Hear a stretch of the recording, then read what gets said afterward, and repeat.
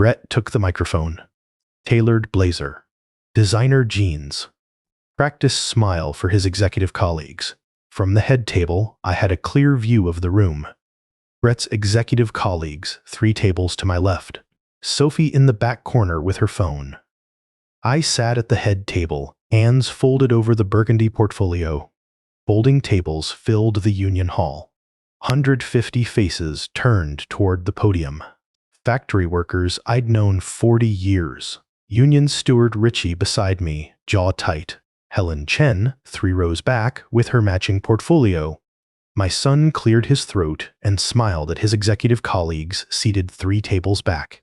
My dad represents a different generation's definition of success, he said. Showing up.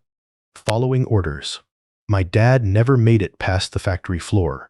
The ultimate factory grunt. His voice carried across the hall through the PA system. Uncomfortable silence from the factory workers. Scattered laughter from his table. Monica beamed, touched her necklace. I opened the portfolio to page 3. Held up the ownership summary, Helen's work from 3 months of documentation.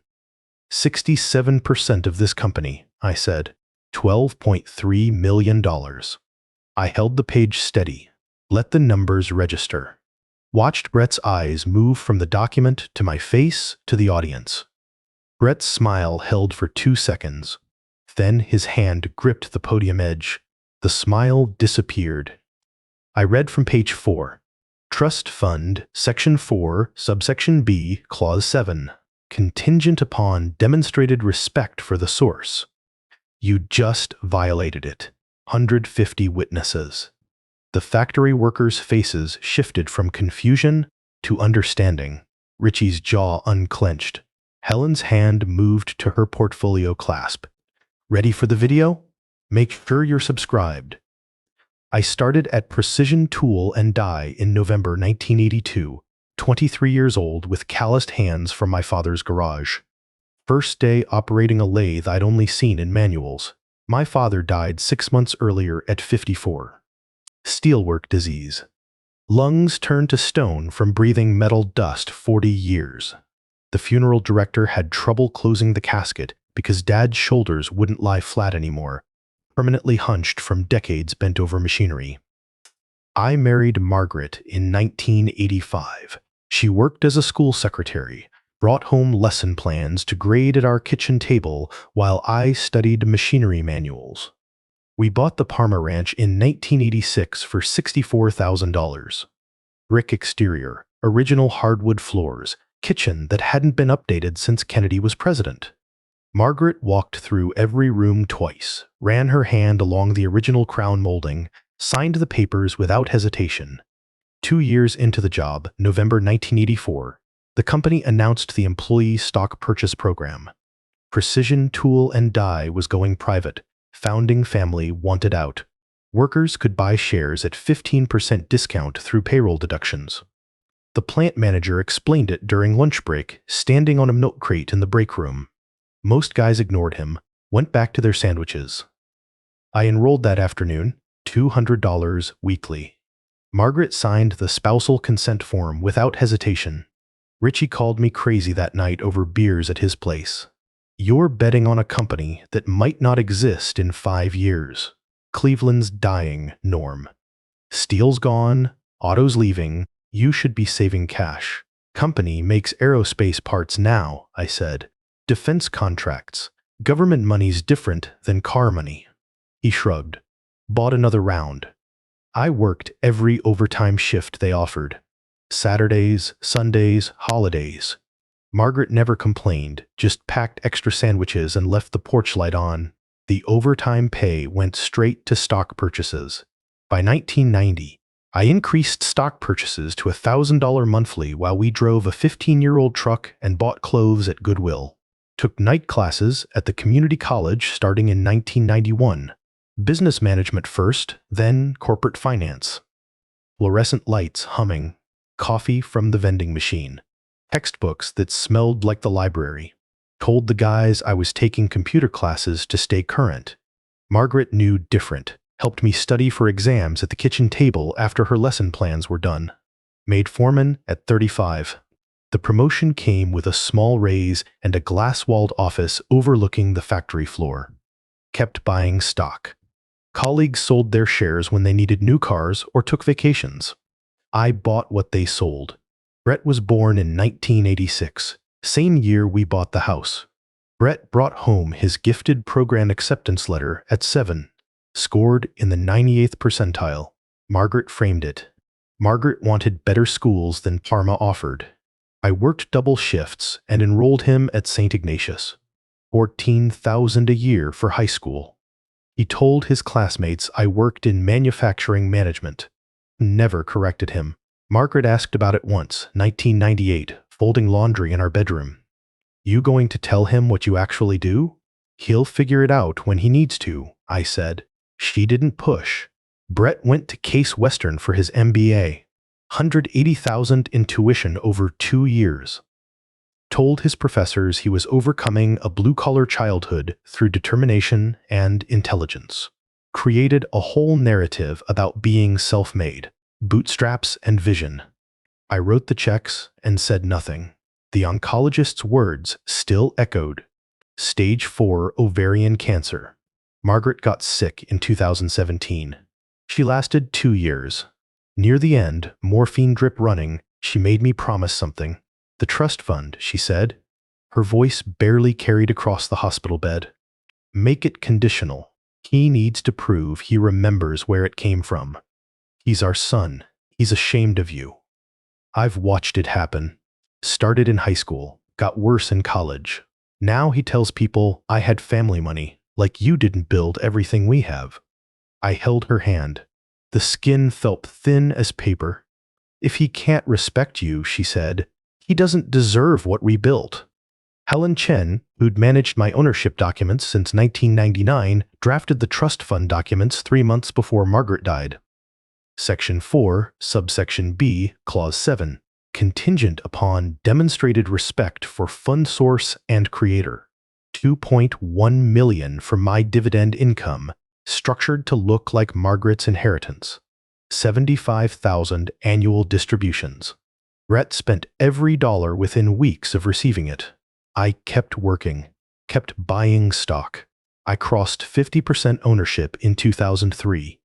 The filing confirmation came on Brett's graduation day. I kept the letter in the same folder as his diploma.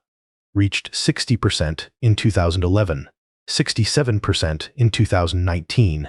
The corporate filings were public record. Ohio Secretary of State database, updated every March since 1997. Anyone could have looked. Brett never thought to check. I maintained the foreman position deliberately. Could have taken a VP title. Corner office on the 3rd floor with the executives. Executive parking spot, 17. Stayed on the floor instead. Foreman's desk with the glass walls. Strategic camouflage.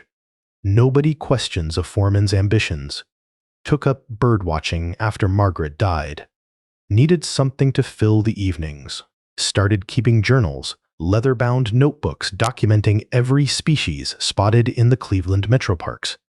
Date, time, location, weather conditions, behavior patterns, same system I used for stock certificates. Date, amount, certificate number, storage location.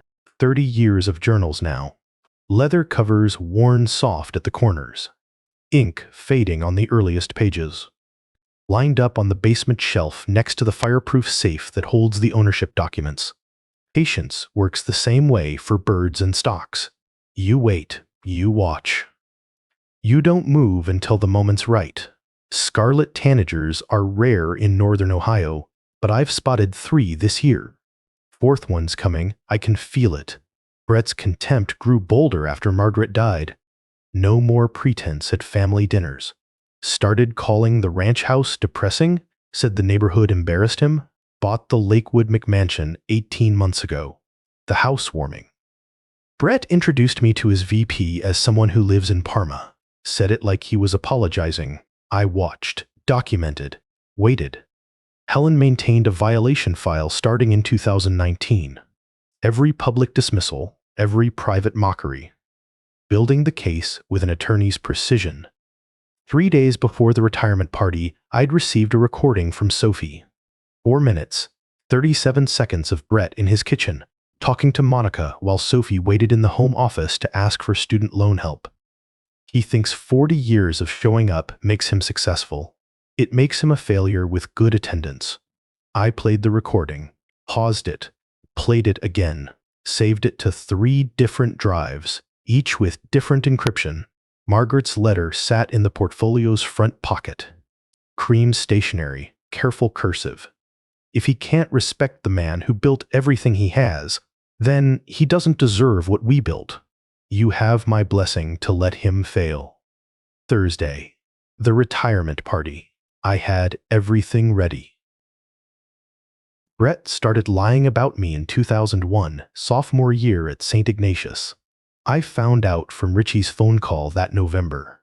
He'd run into one of Brett's classmates at the hardware store.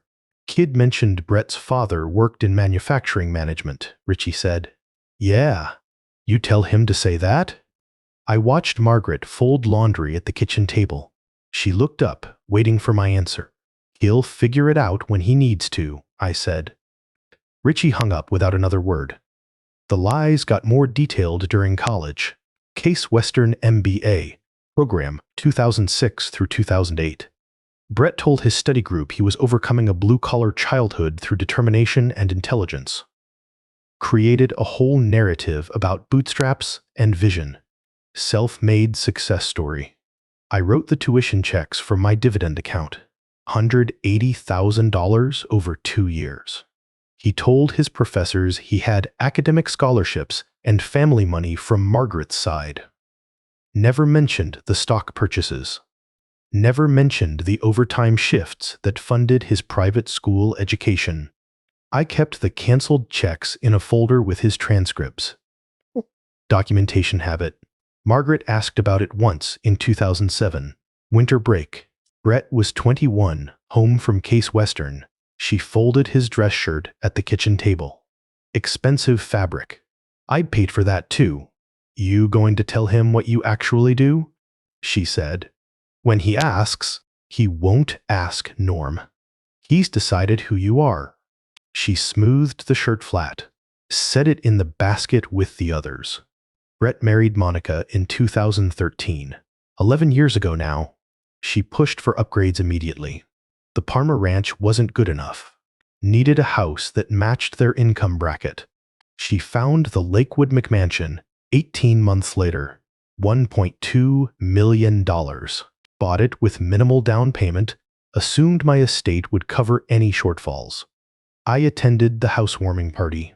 Brett introduced me to his VP as someone who lives in Parma. Said it like he was apologizing for a distant relative. Monica served wine that cost more than my weekly grocery budget. Gave tours of the media room, wine cellar, master bathroom with heated marble floors. Every room designed to impress people who measured success in square footage. I drove home in my 15-year-old truck. Paid off in 2003. Still ran fine. The financial exploitation started small. Brett refused to help Sophie with her student loans 3 years ago. She'd asked for $30,000, offered to pay it back over 5 years. He told her she needed to learn financial responsibility. Same month, he bought a Graf von Faber Castell fountain pen for $24,000. Limited edition, 200 made worldwide. Showed me the display case at Christmas dinner. Walnut. Individual spotlighting. Explained the nib grinding technique, the 18-karat gold trim. Sophie worked retail. 2 jobs. Lived in a studio apartment in Cleveland Heights. 400 square feet. Murphy bed. Shared laundry and basement. I started paying her loans quietly. $500 monthly from my dividend account. Told her it was from couponing. Extra money I didn't need. She looked at the check, then at me. Couponing, I said. She folded it without another word. Brett's public dismissals grew bolder after Margaret died. No more pretense at family dinners. Started calling the ranch house depressing in front of Monica's friends. Said the neighborhood embarrassed him. Told his colleagues at the medical device company that I'd wasted my life on the factory floor. Richie heard about it from a mutual contact, called me on a Saturday morning, voice tight. "You know what your son's saying about you?" "Yeah." "You gonna do something about it?" "When it's time." He hung up. Didn't call for 3 weeks after that. 6 months after they bought the McMansion family dinner. Monica served Barolo. $340 a bottle. Brett explained the terroir, the vintage, the tasting notes. Poured me a glass like he was doing me a favor. I wore my union jacket. Heavy cotton, faded local number on the back. Brett stared at it through dinner. His wine glass caught the light from the chandelier. Monica's necklace did the same. "You still wear that thing?" He said. "Yeah." "Why?" "Why, you're retired in 6 months." "You don't need to advertise anymore." Monica laughed, touched her necklace. "It's comfortable," I said. Brett leaned back in his chair. "Expensive leather. Probably cost more than my living room furniture. You know, Dad, most people would have moved up by now. Made something of themselves. Don't you ever want more than just showing up for 40 years? Margaret's words echoed. "If he can't respect you, he doesn't deserve what we built." I finished my wine. Set the glass down carefully. "I built what I wanted," I said. Monday afternoon, 3 days before the retirement party. Sophie visited, needed to ask Brett for help with her remaining student loans. 15,000 left. The retail jobs weren't covering minimum payments and rent. I drove her to the McMansion, waited in the truck while she went inside. She came out 20 minutes later, face red, hands shaking. "He said no," she said. "What reason?" "That I need to learn the value of money, that he didn't get handouts when he was my age." Started the engine, drove her back to her apartment in silence. That night, she sent me a recording. 4 minutes, 37 seconds. Audio file from her iPhone. She'd waited in Brett's home office while he talked to Monica in the kitchen. Left her phone recording on the desk. I played it twice. Brett's voice came through clear. No background noise. Sophie had cleaned up the audio quality. "He thinks 40 years of showing up makes him successful." Brett said. "It makes him a failure with good attendance record." "I'll never be that pathetic." Monica's laugh. "Your dad's sweet, but he never wanted more. That's not your fault. I worked hard to want more than that, to build something meaningful. Not everyone has that drive." I saved the file to 3 different drives. AE SU256 encryption, cloud backup with metadata timestamp, SHA256 hash verification. Helen Chen had been building a violation file since 2019, every public dismissal, every private mockery. Attorney's precision. Pattern documentation. This recording completed the case. Margaret's letter sat in my desk drawer. Cream stationery, careful cursive. If he can't respect the man who built everything he has, then he doesn't deserve what we built. 24 years since St. Ignatius. 18 since Case Western. 11 since the wedding. Every tuition check. Every family dinner. Every chance to say thank you. Monday morning, I called Helen. "It's time," I said.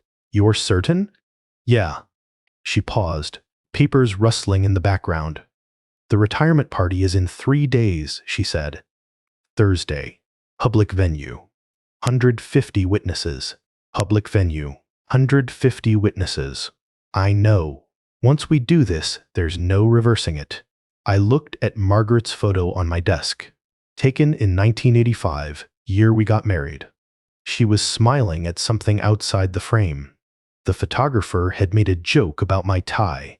She was right, I said. He needs to learn what work means. Helen's voice softened. "I'll prepare the documentation. Bring the Burgundy portfolio. Page 3 will have the ownership summary." I hung up, opened the safe in my basement workshop, pulled out 40 years of stock certificates, quarterly statements, corporate filings, Margaret's letter. The retirement party was Thursday. Union Hall banquet room. 150 people. Brett would give a speech. He'd asked for time at the podium, said he wanted to honor my career. I knew what was coming. The backhanded compliments, the jokes about factory work, the performance for his executive colleagues. Sophie's recording sat on my phone. 4 minutes, 37 seconds of evidence. I had everything ready. The union hall smelled like roast chicken and burnt coffee. The industrial urns had been running since 5 p.m., 3 hours of overheating the same batch. 150 people filled the folding tables, white tablecloths catching fluorescent light overhead. I sat at the head table, Burgundy portfolio centered before me on the cloth. Richie beside me in his union jacket. Helen, 3 tables back with her matching portfolio. The retirement slideshow had ended 5 minutes ago. Photos of me at 23, operating a lathe, at 35, accepting the foreman promotion, at 52, shaking hands with the plant manager after we landed the aerospace contract. Same plant manager now sitting 3 rows back. Factory workers clapped at each image.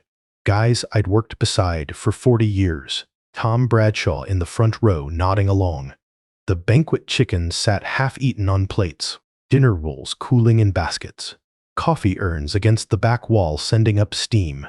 Brett stood at the portable podium. Navy blazer tailored to his frame. Designer jeans. Italian loafers that cost more than my work boots. He'd asked for time at the microphone, said he wanted to honor my career. His executive colleagues from the medical device company sat 3 tables to my left. 15 people in business casual checking phones between bites. Monica at Brett's table in black athleisure, diamond necklace catching the light.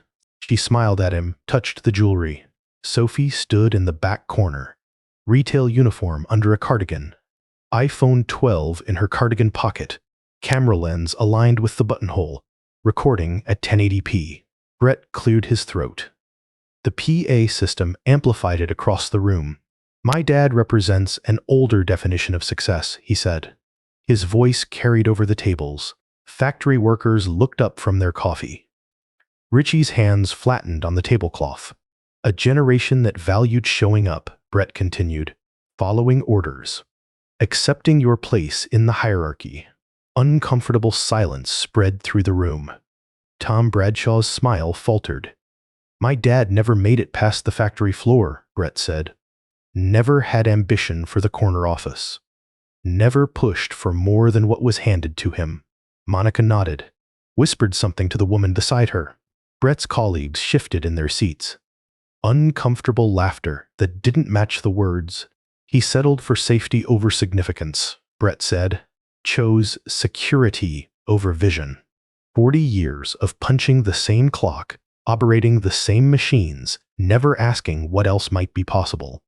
Richie's jaw clenched. His hands gripped the table edge, white knuckles against the cloth. Helen's hand moved to her portfolio, fingers resting on the burgundy leather. Her face gave nothing away behind wire-rimmed glasses. The factory workers had stopped eating, arms crossed, faces hardening with each phrase Brett delivered. I kept my hands folded over my own portfolio. Waited. My dad is the ultimate factory grunt, Brett said. The room went silent. Silverware stopped moving. Someone's chair scraped backward. Even his colleagues stopped their uncomfortable laughter. Brett smiled, gestured toward me with an open hand. But that's okay, he said. Not everyone has the drive to want more. Not everyone can see beyond the limitations they're born into. Some people are built for management. Others are built for labor. My dad was built for labor, and he did it well. Sophie's face was wet, tears running down her cheeks while she held the phone steady. Recording everything. Brett continued for another minute, added details about my limited horizons, my lack of vision, my contentment with mediocrity. Each phrase dug deeper. Tom Bradshaw's fork clattered against his plate. Richie's knuckles went white on the table edge. 3 guys in the back row stood up. Monica's hand moved to her necklace, smile widening. Brett finished his speech with a flourish. Gestured toward me again. So let's give my dad the recognition he deserves. 40 years of reliable, consistent, unambitious service. The backbone of American manufacturing, the ultimate factory grunt. Scattered applause, mostly from his table. The factory workers sat silent. Richie's hands hadn't left the table edge. Brett returned to his seat. Monica's lips brushed his cheek, leaving coral lipstick. She whispered something. He smiled. His colleagues offered quiet congratulations. He smiled, misread the room's tension as admiration for his sophisticated honesty. I thought of Margaret's words. If he can't respect the man who built everything he has, then he doesn't deserve what we built. Brett had just provided 150 witnesses to the respect clause violation. I stood. The chair scraped against industrial carpet. The sound cut through the murmured conversations. Brett looked up, still smiling. I picked up the Burgundy portfolio. Calloused hands steady on the leather. "You done talking?" I said. My voice didn't need the a system. Foreman's voice. Economical. Precise. Carried across the silent room. Brett's smile held. "Yeah, Dad. Just wanted to give you the tribute you deserve." The room waited. 150 pairs of eyes. Factory workers leaning forward. Helen's hand still on her portfolio. Sophie's phone recording. Tom Bradshaw's face pale under the fluorescent lights. I opened the portfolio to page 3. I opened the safe at 8 p.m. the night before the retirement party. The basement workshop smelled like concrete and machine oil. Overhead lights hummed. The fireproof safe sat built into the wall behind the pegboard, hidden behind a sheet of plywood I'd cut to match the surrounding paneling. The combination hadn't changed in 40 years. Right to 23, left to 54, right to 85. Starting age, father's death age, marriage year. Margaret had written it down once, then burned the paper. The door swung open on oiled hinges. Inside, archival boxes stacked in chronological order. Stock certificates in acid-free plastic sleeves. Quarterly statements in 3-ring binders, spines labeled by decade. Margaret's letter in a protective folder. Helen's legal files in an accordion organizer, tabs marked with case references. I pulled out the first box. Set it on the workbench under the overhead light. The original stock purchase agreement sat on top. 6 pages printed on thermal paper, degraded now to a faint gray. November 1984. My signature at 23, Margaret's co-signature beside it. The company president's authorization stamp in blue ink, still legible after 40 years. Section 7 granted voting rights proportional to ownership. Section 9 allowed unlimited additional purchases beyond payroll deductions.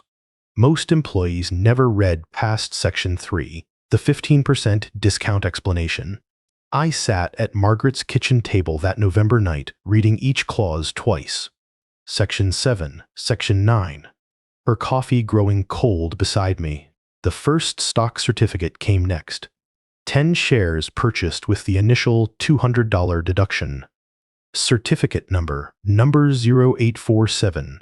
Precision Tool and Die Manufacturing, incorporated under Ohio law, authorized capital stock 70,600 shares. My name typed in the purchaser field.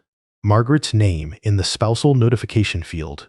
I'd stored it in this same plastic sleeve the day it arrived. Archival quality, acid-free, museum-grade preservation. Cost more than the certificate's face value at the time. The quarterly statements filled 3 binders. 1984 through 1994 in the first. 1995 through 2005 in the second. 2006 through 2024 in the third. Each statement showed the same pattern. Payroll deductions. Additional purchases. Dividend reinvestments. Share count climbing month by month, year by year. $200 weekly became $500 in 1991. $500 became $1,000 in 2001. Same house, same truck, same work boots every 18 months. Helen's ownership progression spreadsheet sat in the accordion file. She'd created it in 1999 when I crossed 30%, updated it quarterly ever since. The numbers told the story, her legal language formalized. 30% in 1999, 38% in 2003, 42% in 2008. The recession changed everything. Defense contracts declined temporarily. Stock price dropped 60%. Employees panicked, sold shares to cover mortgages, car payments, medical bills. I bought what they sold, had no debt, had 40 years of financial discipline creating purchasing power when others needed cash. Crossed 50% in 2003. The filing confirmation came the same day Brett graduated from Case Western. I'd kept both documents in the same folder. His diploma and my majority ownership, different definitions of achievement. 58% by 2010, 63% by 2015, 67% in 2019, every transaction recorded.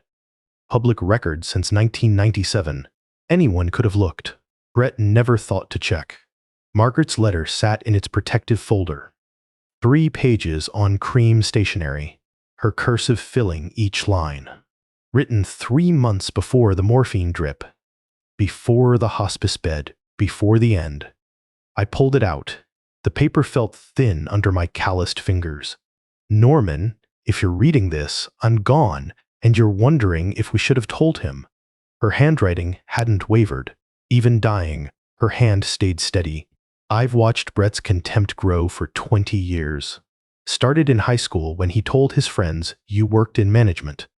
Got worse in college when he created that self-made narrative. Now he tells people, "I had family money," like, "You didn't build everything we have." The next paragraph detailed her philosophy. The conditional trust fund. The character test. If he can't respect the man who built everything he has, then he doesn't deserve what we built. You have my blessing to let him fail. He needs to learn what work means, what sacrifice looks like, what 40 years of discipline creates. The final page gave specific instructions. The trust fund structure. Section 4, subsection B. The respect clause. Make it conditional. Require demonstrated respect for the fund source. If he violates it publicly, dissolve it immediately. Don't give him chances to apologize or explain. Character shows in moments of truth, not in damage control. I folded the letter, returned it to the protective sleeve. Helen's trust fund documents sat beside Margaret's letter. I pulled them out. $2.1 million. Margaret's inheritance, according to the structure. Brett never questioned it. Section 4, subsection B, clause 7, 3 sentences that meant Brett had to respect me or lose everything. No second chances. No appeals. Helen's violation file started in 2019, organized chronologically. Each incident documented with date, location, witnesses, context. March 2019, Brett told colleagues at medical device company that I'd wasted my life on the factory floor. Witness, Tom Bradshaw, who'd attended the same industry conference. November 2019, Brett described family dinners as depressing during Monica's book club meeting. Witness, Monica's friend Sarah, who'd mentioned it to her husband, who worked with Richie. April 2021, Brett refused Sophie's student loan help while purchasing $24,000 fountain pen. Financial databases showed he'd co-signed on a car loan with Monica 2 months earlier, proving he had available credit. The file contained 18 documented violations, each one building the case, each one proving pattern rather than isolated incident. Sophie's recording sat on my phone. 4 minutes, 37 seconds. Date stamped October 28, 2024.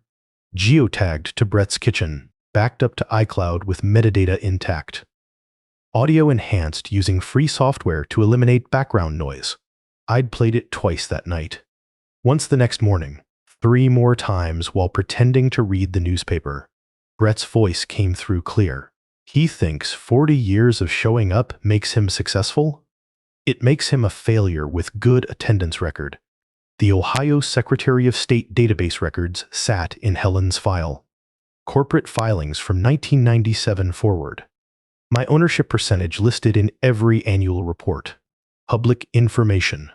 Accessible to anyone with internet access and the knowledge to search. Brett had never looked. Assumed the founding family still controlled the company. Assumed my foreman position reflected my ceiling rather than my camouflage. Assumed wrong. I closed the accordion file, returned the binders to the safe, left out only the documents I'd need tomorrow. The Burgundy portfolio sat on the workbench. I'd bought it in 1984, same week as the first stock purchase. Margaret had embossed my initials in gold. I opened it to page 3, Helen's ownership summary, prepared 3 months ago when we'd finalized the retirement party plan. 67% of precision tool and die manufacturing, 47,320 shares of 70,600 outstanding. Estimated value $12.3 million at last appraisal. The documents fit in their designated sleeves. Stock purchase agreement. First certificate. Ownership progression. Margaret's letter. Trust fund structure. Violation file summary. Corporate filings.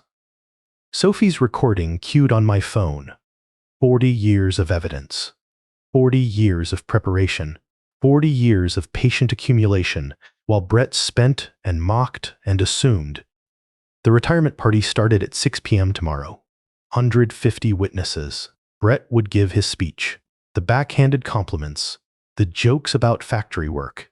The performance for his executive colleagues. I'd be ready. Margaret's words echoed. If he can't respect the man who built everything he has, then he doesn't deserve what we built. I closed the portfolio, ran my hand over Margaret's gold initials on the leather, turned off the basement lights. Tomorrow would prove whether patience defeated arrogance, whether documentation defeated assumption, whether 40 years of discipline defeated 38 years of entitlement. The evidence said yes. I stood. The chair scraped against industrial carpet. The sound cut through murmured conversations at 15 tables. Brett looked up from his seat, Monica's coral lipstick mark on his cheek. I lifted the Burgundy portfolio, calloused hands steady on the leather Margaret had embossed with my initials 40 years ago. My voice didn't need the PA system. Foreman's voice. Economical. Precise. Carried across the silent room like I was calling out a safety violation on the factory floor.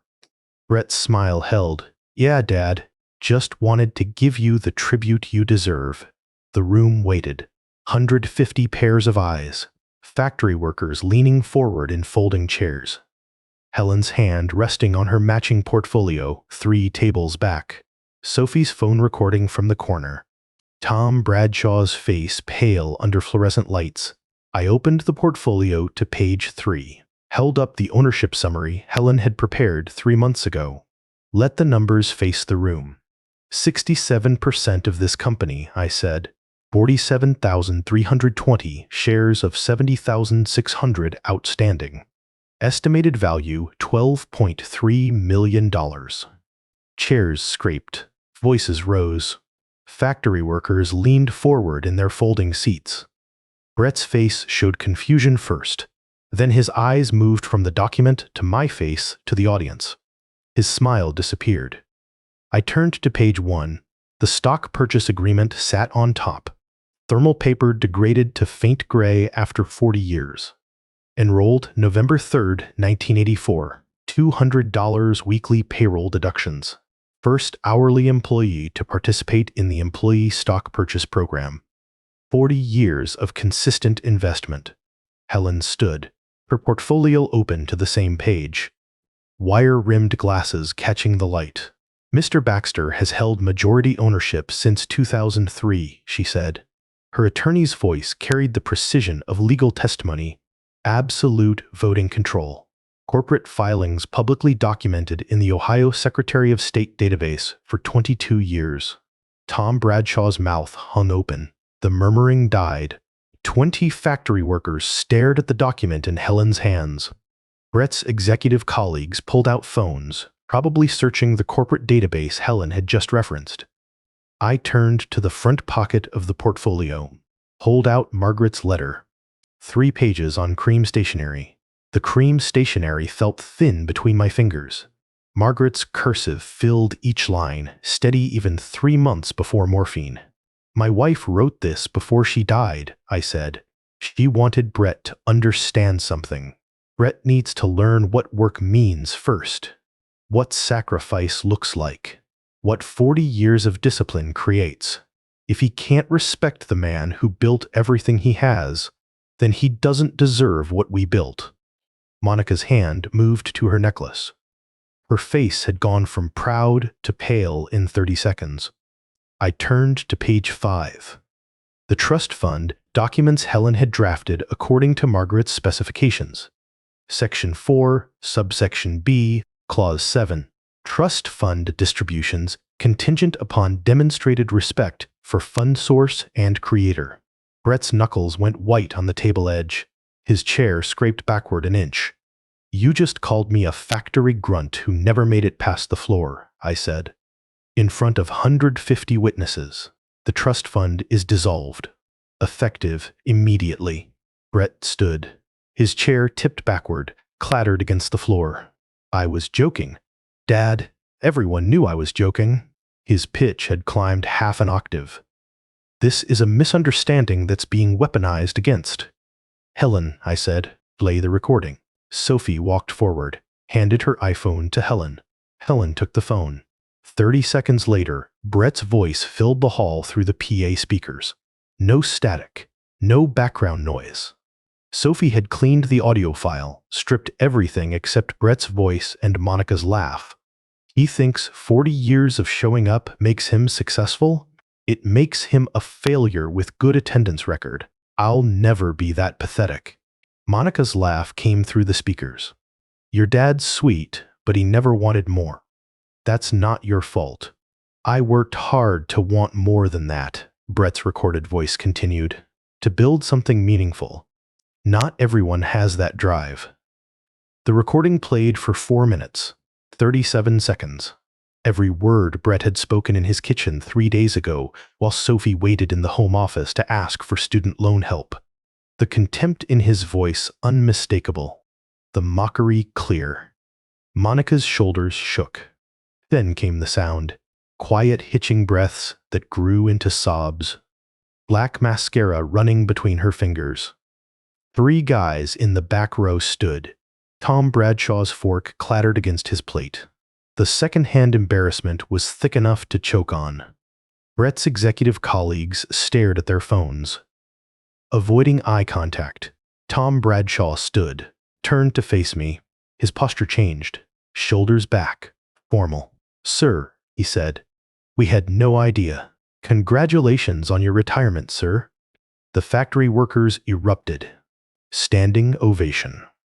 80 men and women in work clothes and Sunday best, clapping, cheering, whistling. Richie gripped my shoulder. His hand shook slightly. Brett crossed the space between tables. Stopped when Richie stood. Helen will send the dissolution papers Monday, I said. Your trust fund distributions stop immediately. We're done here. I closed the portfolio, tucked it under my arm, walked toward the exit. The factory workers cleared a path, still applauding. Guys I'd worked beside for 40 years. Hands reaching out. Richie's grip on my shoulder shaking slightly. Tom Bradshaw calling me sir for the first time in 20 years. Behind me, Brett stood at the podium, Monica crying beside him. His executive colleagues whispering, 150 witnesses to the complete reversal. The double doors swung open. Cold November air hit my face. The parking lot lights hummed overhead. Margaret's words echoed. If he can't respect the man who built everything he has, then he doesn't deserve what we built. I'd honored her wishes. The rest was just consequences. The trust fund stopped on a Monday. Helen's email arrived at 8:47 a.m. with the dissolution papers attached. Brett's bank account showed the change by noon. $75,000 annually, distributed quarterly, gone. Richie's call came 4 days later. He'd run into Monica at the grocery store. Generic brands in her cart, he said, eyes red. Brett's debt structure required that $75,000. The math was simple. Mortgage payment, $8,400 monthly. Car leases, $1,800 combined. Credit cards, minimum payments totaling $2,200. Home equity line, $1,100. Total monthly obligations, $13,500. His salary at the medical device company covered $12,000 after taxes. The trust fund distributions made up the difference. Without them, the structure collapsed in 30 days. The first missed payment came at 60 days. December mortgage, $8,400. The bank sent a warning notice to the McMansion. Monica opened it while Brett was at work. She called him. I know because Sophie told me later. Monica had called her first, asking if Sophie knew about the hidden credit cards. Brett had 9 cards Monica didn't know existed, $67,000 in balances. He'd been using the trust fund distributions to make minimum payments while telling Monica the money went to investments. She moved to her parents' house in Shaker Heights that night. The repossession happened at 90 days. Country club parking lot, lunch hour, February cold. The Porsche Cayenne and Range Rover both taken on the same flatbed. Both vehicles loaded on the same truck. Country club parking lot. Lunch hour. Neighbors watched from the clubhouse windows. Someone posted photos to Facebook within the hour. The images spread through Cleveland's professional networks by evening. Brett's executive colleagues saw them. The medical device company's HR department saw them. The retirement party recording had been circulating internally since November. Now, the repossession photos gave it context. Tom Bradshaw called me in March. Heard the medical device company made it official, he said. Terminated him 2 weeks ago. I thanked him, hung up, stared at Margaret's photo on my desk. 4 months after the retirement party, Brett had no income, no cars, a mortgage he couldn't pay, credit cards in collections, Monica filing divorce papers citing financial fraud. The for sale sign appeared in April. I drove past the McMansion on my way to the Metroparks. For sale sign, $1.2 million. Same price Brett paid 18 months earlier. The market had shifted. Interest rates had climbed. Nobody wanted a house that size at that price from a seller. Everyone knew was desperate. The price dropped every 3 weeks. $1.1 million in May, $990,000 in June, $850,000 in July. No offers. The bank posted the foreclosure notice in August, 8 months after the retirement party. The notice went up on a Tuesday. I drove past on my way to the Metroparks. The yellow paper stood out against the brick facade. Brett's fountain pen collection sold at auction in September. Helen mentioned it when we spoke about finalizing some paperwork. She'd seen the catalog. 73 pieces. Montblancs, Viscontis, Graf von Faber-Castells. The crown jewel was the pen of the year 2019, $24,000 new. Sold for $11,000, total investment, $180,000, total recovery, $90,000. Collectors bought pieces they'd coveted for years at half price. Brett's only area of genuine expertise, liquidated to cover debts that wouldn't stay covered. Sophie changed her number in December, told me Brett had been calling daily, begging for help, asking her to talk to me. She couldn't watch it anymore. He made his choices, she said. We were sitting on my porch. December evening, cold enough for heavy jackets. She had coffee in Margaret's old mug. That was answer enough. The divorce finalized in November, 1 year after the retirement party. Monica took what remained in the settlement. Jewelry. His retirement account, small from early withdrawals. Furniture the bank hadn't repossessed. Brett moved to Parma in December. Studio apartment on Ridge Road. 400 square feet. 3 blocks from the ranch house he'd spent 38 years pretending didn't exist. Same neighborhood he'd spent 38 years escaping. The building sat 3 blocks from my ranch house. Sometimes his light was on when I drove past on my way to the Metroparks. Sometimes it wasn't. The Cleveland Manufacturing Council held their quarterly meeting in January. Tom Bradshaw attended. Mentioned afterward that several members had asked about me. The foreman who owned the company. Brett's name came up too. Cautionary tale, Tom said. Tom said Brett had applied for positions at 3 council members' companies. All 3 rejected him within a week. I listened, thanked Tom for the information, went back to my birdwatching journal. The studio apartment sat on my route through the Metroparks. I passed it twice a week on the way to the trails. Sometimes Brett's light was on. Sometimes it wasn't. I never stopped. The Burgundy portfolio sat in the basement safe. I hadn't opened it since the retirement party. I spotted my 4th Scarlet Tanager in March.